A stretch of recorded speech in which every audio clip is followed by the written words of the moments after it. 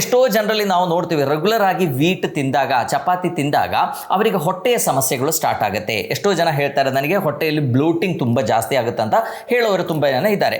So ಈಗಂದ್ರೆ 6 chromosome ಇರುವಂಥ ಗೋಧಿ ನಾವು ಜಾಸ್ತಿ ಕನ್ಸ್ಯೂಮ್ ಮಾಡುವಂಥದ್ದು.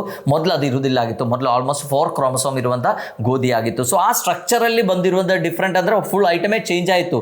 ನೀವೇ ಜಸ್ಟ್ ಅಬ್ಸರ್ವ್ ಮಾಡಿ ನೋಡಿ, ನಾವು ಮೊದಲೆಲ್ಲ ಮನೆಯಲ್ಲಿ ಚಪಾತಿ ಮಾಡಿದಾಗ ಆ ಟೇಸ್ಟ್ಗೂ ಈಗ ಮಾಡುವಂಥ ಚಪಾತಿ ಏನಿದೆ ಅದರಲ್ಲಿರುವಂಥ ಟೇಸ್ಟ್ಗೂ ಕೂಡ ತುಂಬ ಡಿಫ್ರೆನ್ಸ್ ಇದೆ. ಡಯಾಬಿಟಿಕ್ ಪೇಷಂಟ್ಸ್ ಜಾಸ್ತಿ ತಗೊಳ್ತಾರೆ. ಆ್ಯಂಡ್ ಅವರಿಗೆಲ್ಲ ಬರುವಂಥ ಒಂದು ಲೈಕ್ ಮೇನ್ಲಿ ಬರುವಂಥ ಒಂದು ಡಯಾಬಿಟಿಕ್ ಕಾಂಪ್ಲಿಕೇಶನ್ ಯಾವುದು ಅಂತ ಕೇಳಿದ್ರೆ ಡಯಾಬಿಟಿಕ್ ನ್ಯೂರೋಪತಿ. ನಮ್ಗೆ ಗೊತ್ತು ಅಂದ್ರೆ ಪಾದದಲ್ಲಿ ಉರಿ, ಜೋಮು ಈ ಥರ ಅನುಭವ ಆಗೋದು. ಎಲ್ಲರಿಗೂ ನಮಸ್ಕಾರ, ನಾನು ಡಾಕ್ಟರ್ ಜಿತೇಶ್, ನಿಸರ್ಗ ಹಾಸ್ಪಿಟಲ್ ಸಿರ್ಸಿ. ನಮ್ಮಲ್ಲಿ ಹೊಟ್ಟೆಯ ಸಮಸ್ಯೆಗಳು ಆ್ಯಂಡ್ ಮೇನ್ಲಿ ಡೈಜೆಸ್ಟಿವ್ ಇಶ್ಯೂಸ್ ಅಂತೂ ತುಂಬ ಜಾಸ್ತಿ ಕಂಡು ಬರ್ತಾ ಇದೆ. ಪ್ರತಿಯೊಬ್ಬರಿಗೆ ಕೇಳಿದ್ರು ಕೂಡ ಏನಾದರೂ ಒಂದು ಡೈಜೆಸ್ಟಿವ್ ಪ್ರಾಬ್ಲಮ್ ಅವರಿಗೆ ಇದ್ದೇ ಇರುತ್ತೆ. ಅದು ಕಾನ್ಸ್ಟಿಪೇಷನ್ ಅಂದರೆ ಮಲಬದ್ಧತೆ ಇರ್ಬೋದು, ಕೆಲವರಿಗೆ IBS ಪ್ರಾಬ್ಲಮ್ ಇರ್ಬೋದು, ಕೆಲವರಿಗೆ ಹೊಟ್ಟೆ ಉಬ್ಬರ ಆಗುವಂಥ ಸಮಸ್ಯೆಗಳಿರ್ಬೋದು, ಕೆಲವರಿಗೆ ಸಿಂಪಲ್ ಆಸಿಡಿಟಿ ಇರ್ಬೋದು, ಕೆಲವರಿಗೆ ಜೀರ್ಣಶಕ್ತಿ ಕಡಿಮೆ ಇರ್ಬೋದು. ಸೊ ಈ ಥರ ಸಮಸ್ಯೆಗಳು ತುಂಬ ಜನರಲ್ಲಿ ಕಂಡು ಬರುತ್ತೆ. ಆ್ಯಂಡ್ ಎಷ್ಟೋ ಜನ ಹೇಳ್ತಾರೆ ನನಗೆ ಕೆಲವು ಫುಡ್ ಐಟಮ್ಸ್ ತಿಂದರೆ ನನ್ನ ಸಮಸ್ಯೆಗಳೆಲ್ಲ ಜಾಸ್ತಿ ಆಗುತ್ತೆ. ಸೊ ಅದರಲ್ಲಿ ಮುಖ್ಯವಾಗಿರುವಂಥ ಒಂದು ಐಟಮ್ ಅಂದರೆ ಗೋಧಿ, ಅಂದರೆ ಚಪಾತಿ ಇರ್ಬೋದು ಅಥವಾ ಪೂರಿ ಇರ್ಬೋದು ಅಥವಾ ಉಪ್ಪಿಟ್ಟು ಇರ್ಬೋದು. ಈ ಥರ ಫುಡ್ ಐಟಮ್ಸ್ ತಿಂದು ಕೂಡಲೇ ಕೆಲವರಿಗೆ ಹೊಟ್ಟೆ ಸಮಸ್ಯೆಗಳೇನಿದೆ ಅದು ತುಂಬ ಜಾಸ್ತಿ ಆಗುತ್ತೆ. ಸೊ ಅದು ಯಾಕೆ ಜಾಸ್ತಿ ಆಗುತ್ತೆ? ಎಸ್ಪೆಷಲಿ ಗೋಧಿಯಲ್ಲಿ ಇರುವಂಥ ಏನೋ ಒಂದು ನ್ಯೂಟ್ರಿಯೆಂಟ್ ಏನು ಮಾಡುತ್ತೆ ನಮ್ಮ ಹೊಟ್ಟೆಗೆ ಈ ಥರ ಸಮಸ್ಯೆಗಳನ್ನು ಜಾಸ್ತಿ ಮಾಡಲಿಕ್ಕೆ ಮೇನ್ ಕಾರಣ ಆಗುತ್ತೆ. ಸೊ ನಾನು ಈ ವಿಡಿಯೋದಲ್ಲಿ ಹೊಟ್ಟೆ ಸಮಸ್ಯೆ ಇದ್ದವರು ಗೋಧಿಯಿಂದ ಮಾಡಿರುವಂಥ ಆಹಾರ ಪದಾರ್ಥಗಳನ್ನು ಸೇವಿಸ್ಬೋದಾ, ಅದು ಸೇವಿಸಿದರೆ ಯಾಕೆ ಅವರದ್ದು ಸಮಸ್ಯೆಗಳು ಕೆಲವರಿಗೆ ಅದು ತುಂಬ ಜಾಸ್ತಿ ಆಗುತ್ತೆ, and over A period of time ನಾವು ನೋಟಿಸ್ ಮಾಡಿರ್ತೀವಿ. ಅಂದರೆ ಮೊದಲೆಲ್ಲ ನಾವು ಮನೆಯಲ್ಲಿ ಚಪಾತಿ ಅಥವಾ ಪೂರಿ ಎಲ್ಲ ಮಾಡುವಾಗ ಆ ಟೇಸ್ಟ್ ಏನಿತ್ತು ಅದು ಈಗಲೂ ಇರುವಂಥ ಚಪಾತಿ ಪೂರಿಗೆ ಕಂಪೇರ್ ಮಾಡಿದರೆ ತುಂಬ ಡಿಫ್ರೆಂಟ್ ಆಗಿದೆ. ಸೊ ಮೊದಲೆಲ್ಲ ನಾವು ಈ ಥರ ಗೋಧಿಯಿಂದ ಇರುವಂಥ ಐಟಮ್ಸ್ ಮಾಡುವಾಗ ಅದಕ್ಕೊಂದು ಸ್ಪೆಷಲ್ ಫ್ಲೇವರ್ ಇರ್ತಿತ್ತು, ಅದರ ಟೇಸ್ಟೇ ಡಿಫ್ರೆಂಟ್ ಇತ್ತು. ಬಟ್ ಈಗ ನಾವು ನೋಡುವಾಗ ಅದರದ್ದು ಟೇಸ್ಟ್ ಕಂಪ್ಲೀಟ್ಲಿ ಚೇಂಜ್ ಆಗಿಬಿಟ್ಟಿದೆ ಒಂದು. ಆ್ಯಂಡ್ ಅದರೊಟ್ಟಿಗೆ ಮೊದಲೆಲ್ಲ ಚಪಾತಿ ಅಥವಾ ಪೂರಿ ಈ ಥರ ಐಟಮ್ಸ್ ತಿಂದಾಗ ಅಷ್ಟೊಂದು ಹೊಟ್ಟೆ ಸಮಸ್ಯೆಗಳು ಕಾಣಿಸ್ಕೊಳ್ಳೋದಿಲ್ಲ ಆಗಿತ್ತು. ಬಟ್ ಈಗ ನಾವು ನೋಡಿದರೆ ಗೋಧಿ ಐಟಮ್ಸಿಂದ ತುಂಬ ಹೊಟ್ಟೆ ಸಮಸ್ಯೆಗಳು ಡೆವಲಪ್ ಆಗ್ತಾ ಇದೆ. ಅದಕ್ಕೆ ಏನು ಮುಖ್ಯ ಕಾರಣ? ಇನ್ನು ಕೆಲವರಲ್ಲಿ ಆಟೋ ಇಮ್ಯೂನ್ ಸಮಸ್ಯೆಗಳೆಲ್ಲ ಇದ್ದವರಾದರೆ, ಅಂದರೆ ರುಮಟಾಯ್ಡ್ ಆರ್ಥರೈಟಿಸ್ ಇರ್ಬೋದು, ಚರ್ಮದ ಸಮಸ್ಯೆ ಇದ್ದವರಾದರೆ ಅವರಿಗೆಲ್ಲ ಈ ಗೋಧಿ ಐಟಮ್ಸಿಂದ ಕೆಲವರಿಗೆ ಜಾಸ್ತಿ ಆಗುತ್ತೆ. ಅದಕ್ಕೆ ಏನು ಮುಖ್ಯ ಕಾರಣ? ಮತ್ತು ಈ ಥರ ಹೊಟ್ಟೆಯ ಸಮಸ್ಯೆಗಳು ಅಥವಾ ನಮ್ಮ ಕರಳಿನ ಸಮಸ್ಯೆಗಳು ಇದ್ದವರು ಗೋಧಿ ಬದಲು ಯಾವ ಆಹಾರಗಳನ್ನು ಸೇವಿಸಬಹುದು ಅಂತ ನಾನು ಈ ವಿಡಿಯೋದಲ್ಲಿ ನಿಮ್ಮೊಟ್ಟಿಗೆ ಶೇರ್ ಮಾಡ್ತೇನೆ. ಸೊ ಇಡೀ ವರ್ಲ್ಡಲ್ಲಿ ಹೈಯೆಸ್ಟ್ ಕನ್ಸ್ಯೂಮ್ ಮಾಡುವಂಥ ಧಾನ್ಯ ಯಾವುದು ಅಂತ ಕೇಳಿದರೆ ಅದು ಅಕ್ಕಿ. ನಮಗೆ ಗೊತ್ತು, ಬಿಕಾಸ್ ನಮ್ಮ ಭಾರತದಲ್ಲಿ ಭಾರತ ಮತ್ತು China highest in population. So ಹಾಗಾಗಿ ನಮ್ಮಲ್ಲಿ ಮೋಸ್ಟ್ ಕಾಮನ್ ಆಗಿರುವಂಥ ಆಹಾರ ಪದಾರ್ಥ ಯಾವುದು ಅಂತ ಕೇಳಿದರೆ ಅಕ್ಕಿಯಿಂದ ಮಾಡಿರುವಂಥ ಆಹಾರ ಪದಾರ್ಥಗಳು. ಸೊ ಇಡೀ ವರ್ಲ್ಡಲ್ಲಿ ನಾವು ನೋಡಿದ್ರೆ ಹೈಯೆಸ್ಟ್ ಜನ ಕನ್ಸ್ಯೂಮ್ ಮಾಡುವಂಥ ಧಾನ್ಯ ಯಾವುದು ಅಂತ ಕೇಳಿದರೆ ಅಕ್ಕಿ. ಎರಡನೇ ಪೊಸಿಷನ್ಲಿ ಇರುವುದು ಈ ಗೋಧಿ ಐಟಮ್ಸ್. ಎಸ್ಪೆಷಲಿ ಯುರೋಪ್ ಕಂಟ್ರೀಸಲ್ಲಿ ಏನಿದೆ ಅಲ್ಲಿ ಜಾಸ್ತಿ ವೀಟಿಂದ ಅಥವಾ ಗೋಧಿಯಿಂದ ಮಾಡಿರುವಂಥ ಆಹಾರ ಪದಾರ್ಥಗಳನ್ನ ಯೂಸ್ ಮಾಡ್ತೀವಿ. ಇಲ್ಲಿ ಕೂಡ ನಮಗೆ ಗೊತ್ತು, ನಮ್ಮ ಭಾರತದಲ್ಲಿ ಕೂಡ ನಾರ್ತ್ ಇಂಡಿಯಾಕ್ಕೆ ಹೋದರೆ ಅಲ್ಲಿ ಗೋಧಿ ಕನ್ಸಂಪ್ಷನ್ ಏನಿದೆ ಕಂಪ್ಯಾರಿಟಿವ್ಲಿ ಜಾಸ್ತಿ ಇದೆ. ಈಗ ನಮ್ಮಲ್ಲಿ ಕೂಡ ಏನಾದರೂ ಒಂದು ಸಮಸ್ಯೆ ಬಂದರೆ, ಎಸ್ಪೆಷಲಿ ಸಕ್ಕರೆ ಕಾಯಿಲೆ ಬಂದ ಕೂಡಲೇ ನಮ್ಮ ಡಾಕ್ಟರ್ಸ್ ಎಲ್ಲ ಏನು ಹೇಳ್ತಾರೆ ಪೇಷಂಟ್ಸಿಗೆ, ಇನ್ನು ಮುಂದೆ ನೀವು ಅನ್ನದಿಂದ ಮಾಡಿರುವಂಥ ಆಹಾರಗಳನ್ನು ಜಾಸ್ತಿ ಸೇವಿಸಬೇಡಿ, ಅದರ ಬದಲು ಗೋಧಿ ಅಂದರೆ ಚಪಾತಿಯನ್ನು ತಗೊಳ್ಳಿ ಅಂತ ಹೇಳ್ತಾರೆ. ಸೊ ಈ ಚಪಾತಿ ಮತ್ತು ಅನ್ನ ಕಂಪೇರ್ ಮಾಡಿದರೆ ಅದರಲ್ಲಿ ಕ್ಯಾಲರಿಯಲ್ಲಿ ಅಷ್ಟೊಂದು ಡಿಫ್ರೆನ್ಸ್ ಏನಿಲ್ಲ. ಮೇ ಬಿ ನಮ್ಮ ಗೋಧಿಯಲ್ಲಿ ಒಂದು ಸ್ವಲ್ಪ ನಾರಿನಂಶ ಏನಿದೆ ಅದು ಜಾಸ್ತಿ ಇರ್ಬೋದು. And at the same time ನಮ್ಮ ಚಪಾತಿ ಮಾಡಿದಾಗ ನಮಗೊಂದು ಲೆಕ್ಕ ಸಿಗುತ್ತೆ, ಎಷ್ಟು ಚಪಾತಿ ಅಂತ, ಒಂದು ಅಥವಾ ಎರಡು ಚಪಾತಿ ನಾವು ಲೆಕ್ಕ ಒಂದು ಇಟ್ಕೊಳ್ತೀವಿ. ಸೊ ಹಾಗಾಗಿ ನಮ್ಮ ಕಂಪ್ಯಾರಿಟಿವ್ಲಿ ನಮ್ಮ ಫುಡ್ ಕನ್ಸಂಪ್ಷನ್ದು ಕ್ವಾಂಟಿಟಿ ಕಂಟ್ರೋಲ್ ಮಾಡಲಿಕ್ಕೆ ಅಷ್ಟೇ ಚಪಾತಿ ತಿನ್ನಿ ಅಂತ ಡಾಕ್ಟರ್ಸ್ ಹೇಳ್ತಾರೆ. ಬಟ್ ಈ ಚಪಾತಿಯಲ್ಲಿ ಕೂಡ ಕ್ಯಾಲರಿ ಏನಿದೆ ತುಂಬ ಜಾಸ್ತಿನೇ ಇದೆ. ನಾವು ಒಂದು ದೋಸೆ ಒಂದು ಚಪಾತಿ ಕಂಪೇರ್ ಮಾಡಿದರೆ ಒಂದು ದೋಸೆಯಲ್ಲಿ 150 ಕ್ಯಾಲರಿ ಇದ್ದರೆ ಒಂದು ಚಪಾತಿಯಲ್ಲಿ 200 ಕ್ಯಾಲರಿ ಇರುತ್ತೆ. So quantity is the most important thing. But ಎಷ್ಟೋ ಜನರಲ್ಲಿ ನಾವು ನೋಡ್ತೀವಿ ರೆಗ್ಯುಲರ್ ಆಗಿ ವೀಟ್ ತಿಂದಾಗ, ಚಪಾತಿ ತಿಂದಾಗ ಅವರಿಗೆ ಹೊಟ್ಟೆಯ ಸಮಸ್ಯೆಗಳು ಸ್ಟಾರ್ಟ್ ಆಗುತ್ತೆ. ಎಷ್ಟೋ ಜನ ಹೇಳ್ತಾರೆ ನನಗೆ ಹೊಟ್ಟೆಯಲ್ಲಿ ಬ್ಲೋಟಿಂಗ್ ತುಂಬ ಜಾಸ್ತಿ ಆಗುತ್ತೆ ಅಂತ ಹೇಳೋರು ತುಂಬ ಜನ ಇದ್ದಾರೆ. ಸೊ ಈ ಗೋಧಿಯಲ್ಲಿ ಏನೇನಿದೆ ಅಂತ ಫಸ್ಟ್ ನೋಡೋಣ. ಸೊ ಮೇನ್ಲಿ ಗೋಧಿಯಲ್ಲಿ ಇರೋದು ಸ್ಟಾರ್ಚ್. ನಮಗೆಲ್ಲ ಗೊತ್ತು, ಇಟ್ಸ್ ಎ ಕಾಂಪ್ಲೆಕ್ಸ್ ಕಾರ್ಬೋಹೈಡ್ರೇಟ್. ನಾವು ತಗೊಳ್ಳುವಂಥ ಎಲ್ಲ ಧಾನ್ಯಗಳೇನಿದೆ ಅದರಲ್ಲಿ ಮೇನ್ಲಿ ಸ್ಟಾರ್ಚ್ ಇರುತ್ತೆ. ಸ್ಟಾರ್ಚಲ್ಲಿ ಅಮೈಲೋಸ್ ಮತ್ತು ಅಮೈಲೋಪೆಕ್ಟಿನ್ ಅಂತ ಇರುತ್ತೆ. ಸೊ ಇದು ಡೈಜೆಸ್ಟ್ ಆದಾಗ ಏನಾಗುತ್ತೆ, ಗ್ಲೂಕೋಸ್ ಮಾಲಿಕ್ಯೂಲ್ಸ್ ಪ್ರೊಡ್ಯೂಸ್ ಆಗುತ್ತೆ. That is a main thing and ಅದೇ ಮೇನ್ ಸೋರ್ಸ್ ಆಫ್ ಎನರ್ಜಿ ಕೂಡ. ಸೊ ಎರಡನೇದು, ಗೋಧಿಯಲ್ಲಿ ಪ್ರೋಟೀನ್ಸ್ ಇರುತ್ತೆ. ಸೊ ಇದರಲ್ಲಿ ಮೇನ್ಲಿ ಇರುವಂಥ ಒಂದು ಪ್ರೋಟೀನ್ ಏನಂದರೆ ಗ್ಲೂಟಿನ್ ಅಂತ ನಾವು ಹೇಳ್ತೀವಿ. ನಮಗೆ ಗೊತ್ತು ಗ್ಲೂಟಿನ್ ಸೆನ್ಸಿಟಿವಿಟಿ ತುಂಬ ಜನರಲ್ಲಿ ಇರುತ್ತೆ. ಗ್ಲೂಟಿನ್ ತಗೊಂಡ್ರೆ ಹೊಟ್ಟೆ ಸಮಸ್ಯೆಗಳು ಜಾಸ್ತಿ ಆಗುತ್ತೆ. ಆ್ಯಂಡ್ ಈ ಥರ ಹೊಟ್ಟೆ ಸಮಸ್ಯೆಗಳು ಬರಲಿಕ್ಕೆ, ಅಂದರೆ ಗೋಧಿ ಐಟಮ್ಸ್ ತಿಂದರೆ ಹೊಟ್ಟೆ ಸಮಸ್ಯೆಗಳು ಬರಲಿಕ್ಕೆ ಇರುವಂಥ ಮುಖ್ಯ ಕಾರಣ ಅಂದರೆ ಗ್ಲೂಟಿನ್ ಅಂತ ಎಲ್ಲರಿಗೂ ಗೊತ್ತು. ಯಾಕಂದರೆ ಎಷ್ಟೋ ಜನರಲ್ಲಿ ಈ ಗ್ಲೂಟಿನ್ ಸೆನ್ಸಿಟಿವಿಟಿ ಅಥವಾ ಗ್ಲೂಟಿನ್ ಅಲರ್ಜಿ ಕಂಡು ಬರುತ್ತೆ. ಸೊ ಈ ಗ್ಲೂಟಿನ್ ಅಂದರೆ ಇಟ್ಸ್ ಅ ಪ್ರೋಟೀನ್ ಆ್ಯಕ್ಚುಲಿ. ಅದರಲ್ಲಿ ಗ್ಲೂಟಿನಿನ್ ಮತ್ತು ಗ್ಲಿಯಾಡಿನ್ ಅಂತ 2 ಥರದ ಪ್ರೋಟೀನ್ ಇರುತ್ತೆ. ಸೊ ಇದೇನು ಮಾಡುತ್ತಂದರೆ ನಮ್ಮ ಇಂಟೆಸ್ಟೈನ್ ಏನಿದೆ ಅಂದರೆ ಕರಳು ಏನಿದೆ ಅದರದ್ದು ಪರ್ಮಿಬಿಲಿಟಿ ಅಸಿಡಿಟಿಯನ್ನು ಜಾಸ್ತಿ ಮಾಡುತ್ತೆ. ಅಂದರೆ ಅದರಿಂದ ಒಂದು ಲೀಕಿ ಗಟ್, ಅದರಲ್ಲಿರುವಂಥ ಗ್ಯಾಪನ್ನು ಜಾಸ್ತಿ ಮಾಡಿ ಒಂದು ಲೀಕಿ ಗಟ್ ಸಿಂಡ್ರಮ್ ಡೆವಲಪ್ ಆಗಲಿಕ್ಕೆ ಇದು ಮುಖ್ಯ ಕಾರಣ ಆಗುತ್ತೆ. ಮತ್ತು ಹೊಟ್ಟೆಯಲ್ಲಿ ಇನ್ಫ್ಲಮೇಷನ್ ಕೂಡ ಜಾಸ್ತಿ ಮಾಡಲಿಕ್ಕೆ ಇದೊಂದು ಮೇನ್ ರೀಸನ್ ಆಗುತ್ತೆ. ಸೊ ನಮ್ಮ ಬಾಡಿಯಿಂದ ಲೀಕಿ ಗಟ್ ಸಿಂಡ್ರಮ್ ಅಂದರೆ ನಮ್ಮ ಹೊಟ್ಟೆ ಒಳಗೆ ಇರಬೇಕಾಗಿರುವಂಥ ಕಂಟೆಂಟ್ಸ್ ಏನಿದೆ, ಅಲ್ಲಿರುವಂಥ ಟಾಕ್ಸಿನ್ಸ್ ಇರ್ಬೋದು, ಫುಡ್ ಇರ್ಬೋದು, ಅದೆಲ್ಲ ಬೇರೆ ಕಡೆಗೆ ಲೀಕ್ ಔಟ್ ಆದಾಗ ಏನಾಗುತ್ತೆ, ನಮ್ಮ ಇಮ್ಯುನಿಟಿ ಆಕ್ಟಿವೇಟ್ ಆಗುತ್ತೆ. ಸೊ ನಮ್ಮ ಇಮ್ಯುನಿಟಿ ಆಕ್ಟಿವೇಟ್ ಆದಾಗ ಏನಾಗುತ್ತೆ, ಅದು ನಮ್ಮ ಬಾಡಿಗೆ ಹಾರ್ಮ್ಫುಲ್ ಆಗಿರುವಂಥ ಸಿಚುವೇಶನ್ನ ಕ್ರಿಯೇಟ್ ಮಾಡುತ್ತೆ. ಎಷ್ಟೋ ಜನರಲ್ಲಿ ಯಾರಿಗೆ ಈ ಸೋರಿಯಾಟಿಕ್ ಪ್ರಾಬ್ಲಮ್ಸ್ ಅಂದರೆ ಸ್ಕಿನ್ನಿನ ಸಮಸ್ಯೆಗಳಿದೆಯೋ, ಯಾರಿಗೆ ಈ ರುಮಟಾಯ್ಡ್ ಆರ್ಥರೈಟಿಸ್, ಈ ಥರ ಆಟೋಇಮ್ಯೂನ್ ಡಿಸೀಸ್ಗಳಿದೆಯೋ, ಸೊ ಈ ಥರ ಸಮಸ್ಯೆಗಳೆಲ್ಲ ಇದ್ದವರಿಗೆ ಇಲ್ಲಿ ಇರುವಂಥ ಒಂದು ಮೇನ್ ಸಮಸ್ಯೆ ಅಂದರೆ ಲೀಕಿ ಗಟ್ ಸಿಂಡ್ರಮ್ ಅಂತ ಹೇಳ್ತೀವಿ. ಸೊ ಈ ಲೀಕಿ ಗಟ್ ಸಿಂಡ್ರಮ್ ಬಗ್ಗೆನೂ ನಾವೊಂದು ವಿಡಿಯೋ ಮಾಡಿದ್ದೇನೆ, ನಾನು ಅದರದ್ದು ಲಿಂಕ್ ಬೇಕಾದ್ರೆ ಕೊಡ್ತೇನೆ, ನೀವು ನೋಡ್ಬೋದು. ಸೊ ಈ ಲೀಕಿ ಗಟ್ ಸಿಂಡ್ರಮ್ ಬರಲಿಕ್ಕೆ ಗ್ಲೂಟಿನ್ ಇರುವಂಥ ಆಹಾರಗಳು ಒಂದು ಮುಖ್ಯ ಕಾರಣ ಅಂತ ಹೇಳ್ಬೋದು. ದಟ್ ಈಸ್ ವೈ ನಮ್ಮ ಎಷ್ಟೋ ಹೊಟ್ಟೆಯ ಸಮಸ್ಯೆಗಳು ಇರೋವರಲ್ಲಿ ಈ ಗೋಧಿ ಐಟಮ್ಸ್ ನಮ್ಮ ಸಿಂಪ್ಟಮ್ಸನ್ನು ಜಾಸ್ತಿ ಮಾಡಲಿಕ್ಕೆ ಇರುವಂಥ ಮುಖ್ಯ ಕಾರಣ ಇದು. ಇನ್ನು ಗೋಧಿಯಲ್ಲಿ ನಾರಿನಂಶ ಕೂಡ ಚೆನ್ನಾಗಿದೆ ನಮಗೆ ಗೊತ್ತು. ಬಟ್ ಈಗ ನಾವೇನು ಅಂಗಡಿಯಿಂದ ತುಂಬ ರಿಫೈನ್ಡ್ ಆಗಿರುವಂಥ ಗೋಧಿ ತರಿಸ್ತೀವಿ, ಅದರಲ್ಲಿ ಅಷ್ಟೇನು ನಾರಿನಂಶ ನಮಗೆ ಸಿಗಲ್ಲ. ಬಿಕಾಸ್ ನಾರಿನಂಶ ಇರುವಂಥ ಆಹಾರಗಳು ನಮ್ಗೆ ಗೊತ್ತು, ನಾವು ಸೇವಿಸಿದ್ರೆ ಮಾತ್ರ ನಮ್ಮ ಆರೋಗ್ಯ ಚೆನ್ನಾಗಾಗುತ್ತೆ, ನಮ್ಮ ಗಟ್ಟಿ ಹೆಲ್ತ್ ಎಲ್ಲ ಇಂಪ್ರೂವ್ ಆಗುತ್ತೆ. ಸೊ ನಾರಿನಂಶ ನಾವು ತಗೊಳ್ಳುವಾಗ ಅಟ್ಲೀಸ್ಟ್ ಹೋಲ್ ವೀಟ್ ತಗೊಳ್ಳಿಕ್ಕಾದ್ರೂ ನಾವು ಪ್ರಯತ್ನ ಮಾಡಬೇಕು. ನಿಮಗೆ ಗೋಧಿಯಿಂದ ಏನು ಸಮಸ್ಯೆ ಇಲ್ಲ, ಗೋಧಿ ಗ್ಲೂಟಿನ್ ಅಲರ್ಜಿ ಅಥವಾ ಗ್ಲೂಟಿನ್ ಸೆನ್ಸಿಟಿವಿಟಿ ಏನು ಸಮಸ್ಯೆಗಳು ಇಲ್ಲ ಅಂದರೆ ಅಟ್ಲೀಸ್ಟ್ ನಾವು ಹೋಲ್ ವೀಟನ್ನು ಕನ್ಸ್ಯೂಮ್ ಮಾಡುವಂಥ ಒಂದು ಹ್ಯಾಬಿಟನ್ನು ನಾವು ಡೆವಲಪ್ ಮಾಡಬೇಕು. ಯಾಕಂದರೆ ನಾರಿನಂಶ ಇಲ್ಲದೆ ಇರೋ ಆಹಾರ ತಗೊಂಡ್ರೆ ಏನಾಗುತ್ತೆ, ನಮಗೆ ಏನೂ ಹೆಲ್ತ್ ಬೆನಿಫಿಟ್ಸ್ ಇರಲ್ಲ. ಸೊ ಯೂಶಲಿ ಈ ಗೋಧಿಯಲ್ಲಿ ಏನಿದೆ ಚೆನ್ನಾಗಿ ನಾರಿನಂಶ ಕೂಡ ಕಂಪ್ಯಾರಿಟಿವ್ಲಿ ಜಾಸ್ತಿ ಇರುತ್ತೆ.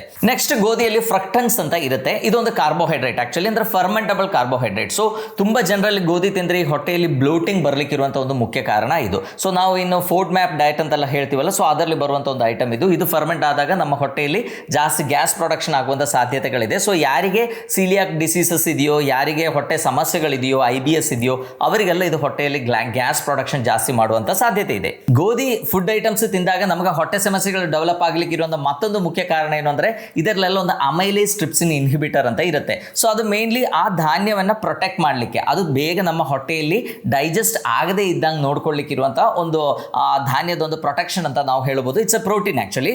ಸೊ ಅದಿದ್ದಾಗ ಏನಾಗುತ್ತೆ, ನಮ್ಮ ಡೈಜೆಷನ್ಗೆ ಅದು ಸಮಸ್ಯೆ ಕೊಡ್ಬೋದು. And at the same time ನಮ್ಮ ಕರಳಲ್ಲಿ ಇನ್ಫ್ಲಮೇಷನ್ ಸ್ಟಾರ್ಟ್ ಆಗಲಿಕ್ಕೆ, ಅಂದರೆ ಒಂದು ಲೋ ಗ್ರೇಡ್ ಇನ್ಫ್ಲಮೇಷನ್ ಸ್ಟಾರ್ಟ್ ಆಗಲಿಕ್ಕೆ ಇದೊಂದು ಮುಖ್ಯ ಕಾರಣ. ಸೊ ಮೇನ್ಲಿ ನಮಗೆ ಗೋಧಿ ಫುಡ್ ಐಟಮ್ಸ್ ತಿಂದಾಗ ಇಷ್ಟೆಲ್ಲ ಹೊಟ್ಟೆ ಸಮಸ್ಯೆಗಳು ಡೆವಲಪ್ ಆಗಲಿಕ್ಕೆ ಮತ್ತು ಲೈಕ್ ಸೀಲಿಯಾಕ್ ಪ್ರಾಬ್ಲಮ್ಸ್ ಎಲ್ಲ ಇರೋವರಿಗೆ ಆ ಸಮಸ್ಯೆಗಳೆಲ್ಲ ಜಾಸ್ತಿ ಆಗಲಿಕ್ಕೆ ಇರುವಂಥ ಮೇನ್ ಕಾರಣಗಳೇನು ಅಂತ ಕೇಳಿದರೆ ಈ ಅಮೈಲೇಸ್ ಟ್ರಿಪ್ಸಿನ್ ಇನ್ಹಿಬಿಟರ್ಸ್ ಒಂದು, ಎರಡನೇದು ಅದರಲ್ಲಿರುವಂಥ ಗ್ಲೂಟೆನ್ಸ್ ನಾವು ಫಸ್ಟ್ ಹೇಳಿದ್ವಿ, ಅದೇ ಥರ ಅದರಲ್ಲಿರುವಂಥ ಫ್ರಕ್ಟನ್ಸ್. ಸೊ ಈ ಮೂರು ಐಟಮ್ಸ್ ಏನಿದೆ ಅದು ನಮ್ಮ ಹೊಟ್ಟೆಯಲ್ಲಿ ಇನ್ಫ್ಲಮೇಷನ್ನ ಜಾಸ್ತಿ ಮಾಡಲಿಕ್ಕೂ ಮತ್ತು ಲೀಕಿ ಗಟ್ ಸಮಸ್ಯೆಗಳು ಡೆವಲಪ್ ಆಗಲಿಕ್ಕೆಲ್ಲ ಮುಖ್ಯ ಕಾರಣ ಆಗುತ್ತೆ. ಸೊ ಅದು ಎಲ್ಲರಿಗೂ ಅದು ಸಮಸ್ಯೆ ಕ್ರಿಯೇಟ್ ಮಾಡಬೇಕು ಅಂತಿಲ್ಲ. ಯಾರಿಗೆ ಏನೂ ಸಮಸ್ಯೆಗಳಿಲ್ವೋ, ಯಾರಿಗೂ ಹೊಟ್ಟೆ ಸಮಸ್ಯೆ ಏನಿಲ್ಲ, ಗೋಧಿ ತಿಂದರೂ ಏನು ಸಮಸ್ಯೆ ಇಲ್ಲ, ಹಾಲು ಅಂದರೆ ಲ್ಯಾಕ್ಟೋಸ್ ಇರುವಂಥ ಆಹಾರ ತಗೊಂಡ್ರೆ ಏನು ಸಮಸ್ಯೆ ಇಲ್ಲ, IBS ಪ್ರಾಬ್ಲಮ್ ಇಲ್ಲ, ಗೋಧಿ ತಗೊಂಡ್ರೆ ಡೈಜೆಷನ್ ಎಲ್ಲ ಚೆನ್ನಾಗಿ ಆಗುತ್ತೆ ಅಂತ ಇದ್ದವರೆಲ್ಲ ಅದೇನು ಪ್ರಾಬ್ಲಮ್ ಕ್ರಿಯೇಟ್ ಮಾಡಬೇಕು ಅಂತ ಇಲ್ಲ. ಸೊ ನಾವೆಲ್ಲ ಈ ಗೋಧಿ ಏನಿದೆ ಎಷ್ಟೋ ವರ್ಷಗಳಿಂದ ಯೂಸ್ ಮಾಡ್ತಾ ಇದ್ವಿ. ನಮ್ಮ ಅಜ್ಜ ಅಜ್ಜಿ ಎಲ್ಲರೂ ಗೋಧಿಯಿಂದ ಮಾಡಿರುವಂಥ ಚಪಾತಿ ಎಲ್ಲ ಎಷ್ಟೋ ತಿಂದರೂ ಕೂಡ ಅವರಿಗೆಲ್ಲ ಏನೂ ಸಮಸ್ಯೆಗಳು ಇರೋದಿಲ್ಲಾಗಿತ್ತು. ಬಟ್ ಯಾಕೆ ಇತ್ತೀಚೆಗೆ ಈ ಗೋಧಿ ಐಟಮ್ಸ್ ತಿಂದರೆ ಇಷ್ಟೆಲ್ಲ ಸಮಸ್ಯೆಗಳು ಜಾಸ್ತಿ ಆಗುತ್ತೆ ಅಂತ ಪ್ರತಿಯೊಬ್ಬರ ಮನಸ್ಸಲ್ಲೂ ಕ್ವಶನ್ ಇರ್ಬೋದು. ಸೊ ಅದಕ್ಕೆ ಮುಖ್ಯ ಕಾರಣ ಏನು ಅಂದರೆ ಆವಾಗ ನಾವು ತಿಂತಾ ಇರುವಂಥ ಗೋಧಿಗೂ ಈಗ ನಮ್ಮ ಮಾರ್ಕೆಟಲ್ಲಿ ಸಿಗುವಂಥ ಗೋಧಿಗೂ ತುಂಬ ಡಿಫ್ರೆನ್ಸ್ ಇದೆ. ಸೊ ಅದರಲ್ಲಿ ಇರುವಂಥ ಆ ಗೋಧಿಯಿಂದ ಈಗ ನಾವು over A period of time ನಾವು ನೋಡಿದರೆ ನಮಗೆ ಗೊತ್ತು ನಮ್ಮ ಕನ್ಸಂಪ್ಷನ್ ಏನಿದೆ ತುಂಬ ಜಾಸ್ತಿ ಆಗಿದೆ. ಬೇಕಿಂಗ್ ಎಲ್ಲ ಮಾಡಬೇಕು ಅಂತಾರೆ ಎಷ್ಟೋ ಮಾರ್ಕೆಟಲ್ಲಿ ಇರುವಂಥ ಸಿಂಥೆಟಿಕ್ ಫುಡ್ಸ್ ಏನಿದೆ, ಎಷ್ಟೋ ಪ್ರಾಸೆಸ್ಡ್ ಫುಡ್ಗಳೇನಿದೆ, ಅದರದ್ದು ಮೇನ್ ಇಂಗ್ರೀಡಿಯೆಂಟ್ ಯಾವುದು ಅಂತ ಕೇಳಿದರೆ ಗೋಧಿ. ಸೊ ಹಾಗಾಗಿ ಗೋಧಿದು ಡಿಮ್ಯಾಂಡ್ ತುಂಬ ಜಾಸ್ತಿ ಆಯಿತು. ಸೊ ಹಾಗಾಗಿ ಪ್ರೊಡಕ್ಷನ್ ಕೂಡ ಜಾಸ್ತಿ ಆಗಲೇಬೇಕಾಗಿತ್ತು.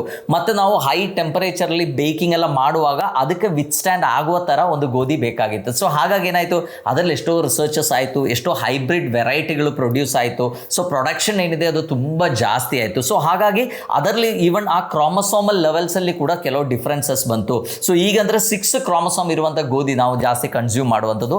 ಮೊದಲು ಅದು ಇರುವುದಿಲ್ಲ ಆಗಿತ್ತು. ಮೊದಲು ಆಲ್ಮೋಸ್ಟ್ 4 ಕ್ರೋಮೋಸೋಮ್ ಇರುವಂಥ ಗೋಧಿ ಆಗಿತ್ತು. ಸೊ ಆ ಸ್ಟ್ರಕ್ಚರಲ್ಲಿ ಬಂದಿರುವಂಥ ಡಿಫ್ರೆಂಟ್ ಅಂದರೆ ಫುಲ್ ಐಟಮೇ ಚೇಂಜ್ ಆಯಿತು. ಸೊ ಆ ಗ್ಲೂಟಿನ್ ಸ್ಟ್ರಕ್ಚರ್ ಏನಿದೆ ಅದು ಕಂಪ್ಲೀಟ್ಲಿ ಚೇಂಜ್ ಆಯಿತು.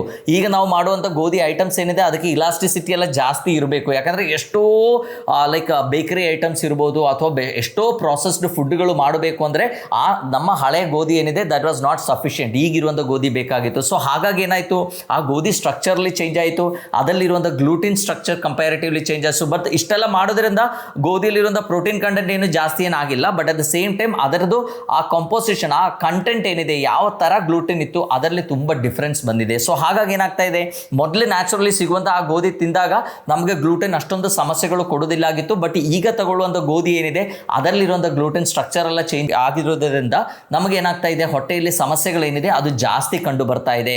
ಸೊ ಅದೇ ಥರ ಆ ಇನ್ಫ್ಲಮೇಷನ್, ನಮ್ಮ ಹೊಟ್ಟೆಯಲ್ಲಿ ಆಗುವಂಥ ಇನ್ಫ್ಲಮೇಷನ್ ಏನಿದೆ ಅದು ಕೂಡ ತುಂಬ ಜಾಸ್ತಿ ಆಗ್ತಾ ಇದೆ. ಆ್ಯಂಡ್ ನಾವೀಗ ನೋಡುವಾಗ ಇದರಲ್ಲಿರುವಂಥ ನಾರಿನಾಂಶ ಎಲ್ಲ ತುಂಬ ಕಡಿಮೆ ಆಗಿಬಿಟ್ಟಿದೆ. ನಾವು ಮಾರ್ಕೆಟಿಂದ ತರುವಂಥ ಗೋಧಿ ಏನಿದೆ ಅದರಲ್ಲಿ ನಾರಿನಾಂಶ ಕಂಪ್ಯಾರಿಟಿವ್ಲಿ ಕಡಿಮೆ ಇದೆ. ಆ್ಯಂಡ್ ನೀವೇ ಜಸ್ಟ್ ಅಬ್ಸರ್ವ್ ಮಾಡಿ ನೋಡಿ, ನಾವು ಮೊದಲೆಲ್ಲ ಮನೆಯಲ್ಲಿ ಚಪಾತಿ ಮಾಡಿದಾಗ ಆ ಟೇಸ್ಟ್ಗೂ ಈಗ ಮಾಡುವಂಥ ಚಪಾತಿ ಏನಿದೆ ಅದರಲ್ಲಿರುವಂಥ ಟೇಸ್ಟ್ಗೂ ಕೂಡ ತುಂಬ ಡಿಫ್ರೆನ್ಸ್ ಇದೆ. ಸೊ ಗೋಧಿಯಲ್ಲಿ ಬಂದಿರುವಂಥ ಈ ಜೆನೆಟಿಕಲಿ ಬಂದಿರುವಂಥ ಚೇಂಜಿಂದ ಏನಾಗ್ಬೋದು, ಅದರಲ್ಲಿರುವಂಥ ಗ್ಲೂಟೆನ್ಸ್ ಇರ್ಬೋದು, ಅದರಲ್ಲಿರುವಂಥ ಅಮೈಲೇಸ್ ಟ್ರಿಪ್ಸಿನ್ ಇನ್ಹಿಬಿಟರ್ಸ್ ಇರ್ಬೋದು, ಅದರಲ್ಲಿರುವಂಥ ಫ್ರಕ್ಟನ್ಸ್ ಇರ್ಬೋದು, ಅದು ನಮಗೆ ಜಾಸ್ತಿ ತೊಂದರೆ ಕೊಡ್ತಾ ಇದೆ. ಆ್ಯಂಡ್ ನೀವು ಅಬ್ಸರ್ವ್ ಮಾಡಿರ್ಬೋದು, ಲೈಕ್ ಸ್ಕಿನ್ ಸಮಸ್ಯೆಗಳು, ಎಸ್ಪೆಷಲಿ ಸೋರಿಯಾಸಿಸ್ ಎಲ್ಲ ಇದ್ದವರಿಗೆ ಇದು ತುಂಬ ಪ್ರಾಬ್ಲಮ್ ಕ್ರಿಯೇಟ್ ಮಾಡುತ್ತೆ. ಈಗ ನಮ್ಮಲ್ಲಿ ಬರುವಂಥ ಎಷ್ಟೋ ಪೇಷಂಟ್ಸ್ಗಳಿಗೆ ನಾವು ಏನು ಹೇಳ್ತೀವಿ, ಆದಷ್ಟು ಲೈಕ್ ಈಗ ಆಸಿಡಿಟಿ ಪ್ರಾಬ್ಲಮ್ ಇದ್ದವರಾದರೆ, ಹೊಟ್ಟೆ ಬ್ಲೋಟಿಂಗ್ ಇರೋರಾದರೆ, ಗ್ಯಾಸ್ಟ್ರೈಟಿಸ್ ಪ್ರಾಬ್ಲಮ್ ಇದ್ದವರಾದರೆ, ಅಥವಾ IBS ಪ್ರಾಬ್ಲಮ್ ಇದ್ದವರಾದರೆ, ಪದೇ ಪದೇ ಹೊಟ್ಟೆ ನೋವು ಬರೋರಾದರೆ, ಮೈಗ್ರೇನ್ ಸಮಸ್ಯೆ ಇದ್ದವರಾದರೆ, ಸಿವಿಯರ್ ಕಾನ್ಸ್ಟಿಪೇಷನ್ ಸಮಸ್ಯೆ ಇದ್ದವರಾದರೆ, ಸೊ ಈ ಥರ ಪ್ರಾಬ್ಲಮ್ ಇದ್ದವರಿಗೆಲ್ಲ ನಾವೇನು ಮಾಡ್ತೀವಿ, ಸ್ವಲ್ಪ ದಿವಸ ಈ ಗೋಧಿ ಐಟಮ್ಸ್ ಏನಿದೆ ಅದರಿಂದ ಕಂಪ್ಲೀಟ್ಲಿ ದೂರ ಇಟ್ಟಾಗ ಅವರದ್ದು ಸಿಂಪ್ಟಮ್ಸಲ್ಲಿ ಕೂಡ ತುಂಬ ಚೇಂಜಸ್ ಬರುತ್ತೆ. ಸೊ ಅವ್ರೇನು ಹೇಳ್ತಾರೆ, ಆಫ್ಟರ್ ಒಂದು 1 or 2 months ಆಫ್ ಟ್ರೀಟ್ಮೆಂಟ್ ಆದಮೇಲೆ ಅವ್ರು ಕೇಳ್ತಾರೆ, ನಾವು ಚಪಾತಿ ನೋಡ್ಬೋದಾ ಅಂತ ಕೇಳ್ತಾರೆ. ಸೊ ನಾವು ಹೇಳ್ತೀವಿ ಓಕೆ ನೀವು ಟ್ರೈ ಮಾಡಿ ನೋಡಿ. ಬಟ್ ಅದರಲ್ಲಿ ಕೆಲವರಲ್ಲಿ ಏನಾಗ್ತದೆ, ಮತ್ತೆ ಚಪಾತಿ ತಿಂದ್ಕೊಳ್ಳೆ ಅಥವಾ ಪೂರಿ ತಿಂದ್ಕೊಳ್ಳೆ ಅಥವಾ ಉಪ್ಪಿಟ್ಟು ತಿಂದ್ಕೊಳ್ಳೆ ಮತ್ತೆ ಈ ಸಿಂಪ್ಟಮ್ಸ್ ಏನಿದೆ ಅದು ಅಪಿಯರ್ ಆಗ್ತಾ ಇದೆ. ಸೊ ಅದಕ್ಕಿರುವಂಥ ಮೇನ್ ಕಾರಣ ಏನು, ಮೇ ಬಿ ಅದರಲ್ಲಿರುವಂಥ ಆ ಕಂಟೆಂಟ್, ನಾನೀಗ ಹೇಳಿರುವಂಥ ಗ್ಲೂಟೆನ್ಸ್ ಇರ್ಬೋದು, ಸೊ ಬಾಕಿ ಇರುವಂಥ ಇನ್ಫ್ಲಮೇಷನ್ ಕ್ರಿಯೇಟ್ ಮಾಡುವಂಥ ಸಬ್ಸ್ಟೆನ್ಸ್ ಇರ್ಬೋದು, ಅದರಿಂದ ಆಗ್ತಾ ಇದೆ. ಇನ್ನು ಕೆಲವರು ಎಷ್ಟೋ ಜನ ನಮ್ಮ ಹತ್ರ ಕೇಳ್ತಾರೆ, ಸರ್ ನಾವು ಜವಾರಿ ಗೋಧಿ ಯೂಸ್ ಮಾಡ್ತೀವಿ, ನೀವು ಯೂಸ್ ಮಾಡಿ ನೋಡ್ಬೋದು, ನಿಮಗೆ ಅದರಲ್ಲಿ ಏನೂ ಸಮಸ್ಯೆ ಇಲ್ಲ ಅಂದರೆ ಏನೂ ತೊಂದರೆ ಇಲ್ಲ. ಸೊ ಗೋಧಿ ಕೆಟ್ಟದ್ದು ಅಂತೆಲ್ಲ ನಾ ಹೇಳ್ತಾ ಇದ್ದು, but over A period of time ಅದರಲ್ಲಿ ಬಂದಿರುವಂಥ ಜೆನೆಟಿಕಲಿ ಬಂದಿರುವಂಥ ಚೇಂಜಸ್ ಇಂದ ಏನಾಗಿದೆ, ನಮಗೆ ಅದು ಸೆಟ್ ಆಗ್ತಾ ಇಲ್ಲ. ಎಷ್ಟೋ ಜನರಿಗೆ ಗೋಧಿ ತಿಂದಾಗ ಅದರಿಂದ ಸಮಸ್ಯೆಗಳು ಡೆವಲಪ್ ಆಗ್ತಾ ಇದೆ. ಸೊ ನಾವೇನು ಮಾಡಬೇಕು, ಯಾವುದಾದ್ರೂ ಹೊಟ್ಟೆ ಸಮಸ್ಯೆ ಇದ್ದವರಾದರೆ ಆದಷ್ಟು ಗೋಧಿ ಪ್ರಾಡಕ್ಟ್ಸ್ ಏನಿದೆ ಅದನ್ನು ಕಡಿಮೆ ಮಾಡೋದು ತುಂಬ ಒಳ್ಳೆಯದು. ಆ್ಯಂಡ್ ಎಷ್ಟೋ ಜನರಲ್ಲಿ ನಾವು ನೋಡುವಾಗ ರೆಗ್ಯುಲರ್ ಗೋಧಿ ಕನ್ಸ್ಯೂಮ್ ಮಾಡೋರು ಆ್ಯಂಡ್ ಅದರೊಟ್ಟಿಗೆ ಅವರಿಗೆ ಏನಾದರೂ ಸ್ವಲ್ಪ ಆಸಿಡಿಟಿ ಪ್ರಾಬ್ಲಮ್ಮು ಇದ್ದವರಾದರೆ ಅವರಲ್ಲಿ B12 ಡೆಫಿಷಿಯನ್ಸಿ ಜಾಸ್ತಿ ಕಂಡು ಬರುತ್ತೆ. ಸೊ ಯೂಶಲಿ ಗೋಧಿ ತಗೊಳ್ಳೋದು ಯಾರು, ಈ ಡಯಾಬಿಟಿಸ್ ಪ್ರಾಬ್ಲಮ್ ಇರೋರೇ ಜಾಸ್ತಿ ಚಪಾತಿ ಪೂರಿ ಈ ಥರ ಐಟಮ್ಸ್, ಪೂರಿ ಅಲ್ಲ ಎಸ್ಪೆಷಲಿ ಚಪಾತಿ ಜಾಸ್ತಿ ತಗೊಳ್ಳೋದು ಡಯಾಬಿಟಿಕ್ ಪೇಷಂಟ್ಸ್ ಜಾಸ್ತಿ ತಗೊಳ್ತಾರೆ. ಆ್ಯಂಡ್ ಅವರಿಗೆಲ್ಲ ಬರುವಂಥ ಒಂದು ಲೈಕ್ ಮೇನ್ಲಿ ಬರುವಂಥ ಒಂದು ಡಯಾಬಿಟಿಕ್ ಕಾಂಪ್ಲಿಕೇಶನ್ ಯಾವುದು ಅಂತ ಕೇಳಿದರೆ ಡಯಾಬಿಟಿಕ್ ನ್ಯೂರೋಪತಿ. ನಮ್ಗೆ ಗೊತ್ತು ಅಂದರೆ ಪಾದದಲ್ಲಿ ಉರಿ, ಜೋಮು ಈ ಥರ ಅನುಭವ ಆಗೋದು. ಸೊ ಅವರಿಗೆ ನಾವು ಕೊಡುವಂಥ ಮೆಡಿಸಿನ್ ಯಾವುದು, ವಿಟಮಿನ್ B12 ಫಸ್ಟ್ ನಾವು ಪ್ರಿಸ್ಕ್ರೈಬ್ ಮಾಡುವಂಥದ್ದು. ಸೊ ಬಟ್ ಈ ಚಪಾತಿ ಅಥವಾ ಗೋಧಿ ಐಟಮ್ಸ್ ರೆಗ್ಯುಲರ್ಲಿ ತಗೊಳ್ಳೋರಲ್ಲಿ ಕೂಡ ಈ ವಿಟಮಿನ್ B12 ಡೆಫಿಷಿಯನ್ಸಿ ಏನಿದೆ ತುಂಬ ಜಾಸ್ತಿ ಕಂಡು ಬರ್ತಾ ಇದೆ. ಸೊ ಡಯಾಬಿಟಿಕ್ ಪೇಷಂಟ್ಸ್ ಏನಿದ್ದಾರೆ ಅವರು ಈ ಗೋಧಿ ಐಟಮ್ಸ್ ತಿನ್ನಲೇಬೇಕು ಅಂತಿಲ್ಲ, ಅದರ ಡಿಫ್ರೆಂಟ್ ಆಪ್ಷನ್ಸ್ ಅವರಿಗಿದೆ. ನಾನು ಹೇಳಿದ್ದೇನೆ, ಗೋಧಿಯಲ್ಲಿ ಮತ್ತು ಅಕ್ಕಿಯಲ್ಲಿ ಇರುವಂಥ ಕ್ಯಾಲರಿ ಇಸ್ ದ ಸೇಮ್. ಅದೇ ಥರ ನಿಮಗೆ ಜೋಳ ನೀವು ತಿನ್ಬೋದು, ರಾಗಿ ತಿನ್ಬೋದು, ಅಥವಾ ಯಾವುದೇ ಮಿಲ್ಲೆಟ್ಸ್ಗಳನ್ನು ಯೂಸ್ ಮಾಡ್ಬೋದು. ಅದರಲ್ಲಿ ಗ್ಲೂಟಿನ್ ಇರಬೇಕು ಅಂತಿಲ್ಲ. ಮೇ ಬಿ ಕೆಲವು ಸ್ವಲ್ಪ ಆ್ಯಂಟಿ ಡೈಜೆಸ್ಟಿವ್ ಆಗಿರುವಂಥ ಕೆಲವು ಐಟಮ್ಸ್ ಅದರಲ್ಲಿ ಇರ್ಬೋದು, ಬಟ್ ಅದು ಅಷ್ಟೊಂದು ನಮಗೆ ತೊಂದರೆಗಳು ಕೊಡ್ತಾ ಇಲ್ಲ. ಆ್ಯಂಡ್ ಯಾರಿಗೂ ಕೂಡ ಈ ಅನ್ನ ತಿಂದು ಕೂಡಲೇ ಸಮಸ್ಯೆಗಳು ಸ್ಟಾರ್ಟ್ ಆಗೋದೇನು ನಾವು ನೋಡಲಿಲ್ಲ. ಎಸ್ಪೆಷಲಿ ವೀಟಲ್ಲಿ ಅಷ್ಟೇ ಈ ಸಮಸ್ಯೆಗಳು ಜಾಸ್ತಿ ಕಂಡು ಬರ್ತಾ ಇದೆ. ಸೊ ಹಾಗಾಗಿ ಡಯಾಬಿಟಿಸ್ ಇರೋರು ಕೂಡ ಕ್ವಾಂಟಿಟಿಯನ್ನು ರೆಸ್ಟ್ರಿಕ್ಟ್ ಮಾಡಿ ಗೋಧಿ ಬಿಟ್ಟು ಬಾಕಿ ಇರುವಂಥ ಗ್ರೈನ್ಸ್ಗಳ ತಗೊಳ್ಳೋದು ತುಂಬ ಒಳ್ಳೆಯದು. ಆ್ಯಂಡ್ ಡೈಜೆಸ್ಟಿವ್ ಇಶ್ಯೂಸ್ ಇರೋರಾದರೆ ಆದಷ್ಟು ಗೋಧಿ ಐಟಮ್ಸನ್ನು ಕಂಪ್ಲೀಟ್ಲಿ ಬಿಟ್ಟು ಬಿಡೋದು ತುಂಬ ಒಳ್ಳೆಯದು. ಆ್ಯಂಡ್ ಯಾಕೆಂದರೆ ಗೋಧಿಯಲ್ಲಿ ಇರುವಂಥ ನ್ಯೂಟ್ರಿಯೆಂಟ್ಸ್ ಏನಿದೆ ಅದು ನಮಗೆ ಬಾಕಿ ಇರುವಂಥ ಧಾನ್ಯಗಳಿಂದ ಬೇಕಾದಂಗೆ ಸಿಗುತ್ತೆ. ಅದು ಅನ್ನ ಇರ್ಬೋದು, ಜೋಳ ಇರ್ಬೋದು, ರಾಗಿ ಇರ್ಬೋದು, ಎನಿ ಮಿಲ್ಲೆಟ್ಸ್ ಇರ್ಬೋದು, ನಮಗೆ ಬೇಕಾದಂಗೆ ಅದರಲ್ಲಿ ಸಿಗುತ್ತೆ. ಓಕೆ, ಗೋಧಿಯಲ್ಲಿ ಒಂದು ಸ್ವಲ್ಪ ಜಾಸ್ತಿ ನಾರಿನಾಂಶ ಇದೆ, ಕಂಪ್ಯಾರಿಟಿವ್ಲಿ ಒಂದು ಸ್ವಲ್ಪ ಜಾಸ್ತಿ ಪ್ರೋಟೀನ್ ಕಂಟೆಂಟ್ ಇದೆ. ಆ್ಯಂಡ್ ಅದೆರಡೂ ಕೂಡ ನಾವು ಇನ್ ಅಡಿಷನ್ ನಾವು ತಗೊಳ್ಳಿಕ್ಕಾಗುತ್ತೆ. ಈಗ ಅನ್ನ ತಿನ್ನುವಾಗ ನಾವೇನು ಮಾಡಿ, ಅನ್ಪಾಲಿಷ್ಡ್ ಆಗಿರುವಂಥ ರೈಸನ್ನು ಯೂಸ್ ಮಾಡಲಿಕ್ಕೆ ಪ್ರಯತ್ನ ಮಾಡಿ. ಅದೇ ಥರ ಅದಕ್ಕೆ ತುಂಬ ಜಾಸ್ತಿ ಪಲ್ಯಗಳನ್ನು ನೀವು ಸೇರಿಸಿ, ತುಂಬ ನಾರಿನಾಂಶ ನಿಮಗೆ ತುಂಬ ಚೆನ್ನಾಗಿ ಸಿಗುತ್ತೆ. ಆ ಗೋಧಿಯಲ್ಲಿರುವಂಥ ಎಲ್ಲ ವೈಟಮಿನ್ಸು, ಮಿನರಲ್ಸು ಎಲ್ಲ ಕೂಡ ನಮಗೆ ಹೊರಗಡೆಯಿಂದ ಬಾಕಿ ಇರುವಂಥ ತರಕಾರಿಗಳಿಂದ ಸಿಗಲಿಕ್ಕೆ ಸಾಧ್ಯ. ಆ್ಯಂಡ್ ಅದರೊಟ್ಟಿಗೆ ನೀವು ಬೇಕಾದ್ರೆ ನಾನ್ ವೆಜಿಟೇರಿಯನ್ಸ್ ಆದರೆ ಮೊಟ್ಟೆ ಯೂಸ್ ಮಾಡ್ಬೋದು, ಅಥವಾ ಮೀನು ಯೂಸ್ ಮಾಡ್ಬೋದು, ಚಿಕನ್ ಯೂಸ್ ಮಾಡ್ಬೋದು. ಅಥವಾ ವೆಜಿಟೇರಿಯನ್ಸ್ ಆದರೆ ಮಿಲ್ಕ್ ಪ್ರಾಡಕ್ಟ್ಸನ್ನು ಅಥವಾ ಪನೀರ್ ಏನಿದೆ, ಮೊಸರು ಏನಿದೆ, ಈ ಥರ ಐಟಮ್ಸನ್ನು ಯೂಸ್ ಮಾಡಿದ್ರು ಕೂಡ ನಮಗೆ ಸಫಿಷಿಯೆಂಟ್ ಆಗಿರುವಷ್ಟು ಪ್ರೋಟೀನನ್ನು ಕನ್ಸ್ಯೂಮ್ ಮಾಡಲಿಕ್ಕಾಗುತ್ತೆ. ಸೊ ನಿಮಗೆ ಏನಾದರೂ ಹೊಟ್ಟೆ ಸಮಸ್ಯೆ ಇದ್ದವರಾದರೆ at least for a period of 1 month or 2 months ನೀವು ಗೋಧಿ ಪ್ರಾಡಕ್ಟ್ಸ್ ಏನಿದೆ ಅದನ್ನು ಕಂಪ್ಲೀಟ್ಲಿ ಬಿಟ್ಟು ನೋಡಿ. ಗೋಧಿ ಅಂತ ಹೇಳಿದ್ಕೊಳ್ಳೆ ಗೋಧಿ ಬಿಟ್ಟು ಮೈದಾ ತಗೋಬಾರ್ದು. ಮೈದಾ ಈಸ್ ಸ್ಟಿಲ್ ವರ್ಸ್ಟ್ ಆ್ಯಕ್ಚುಲಿ. ಯಾಕೆಂದರೆ ಮೈದಾ ಏನಿದೆ ಅದು ಕೂಡ ಇದರಿಂದಾನೇ ಮಾಡಿರ್ತಾರೆ, but at the same time ಅದರಲ್ಲಿ ಏನೂ ನಾರಿನಾಂಶ ಕೂಡ ಇರಲ್ಲ. ಸೊ ಹಾಗಾಗಿ ಗೋಧಿ ಮತ್ತು ಮೈದಾ ಐಟಮ್ಸನ್ನು ನೀವು ಕಂಪ್ಲೀಟ್ಲಿ ಬಿಟ್ಟು ಒಂದು 2 ತಿಂಗಳ ನೋಡಿ. ಆಲ್ಮೋಸ್ಟ್ ಎಲ್ಲರಿಗೂ ಈ IBS ಸಮಸ್ಯೆ ಜಾಸ್ತಿ ಇರೋರಿಗಂತೂ ತುಂಬ ಒಳ್ಳೆ ರಿಸಲ್ಟ್ ಸಿಗುತ್ತೆ. ಸೊ ಹೊಟ್ಟೆ ಸಮಸ್ಯೆ ಇದ್ದವರು ಆದಷ್ಟು ಗೋಧಿ ಪ್ರಾಡಕ್ಟ್ಸನ್ನು ಅವಾಯ್ಡ್ ಮಾಡಿ ಅಂತ ಹೇಳ್ತಾ ಎಲ್ಲರಿಗೂ ಧನ್ಯವಾದ.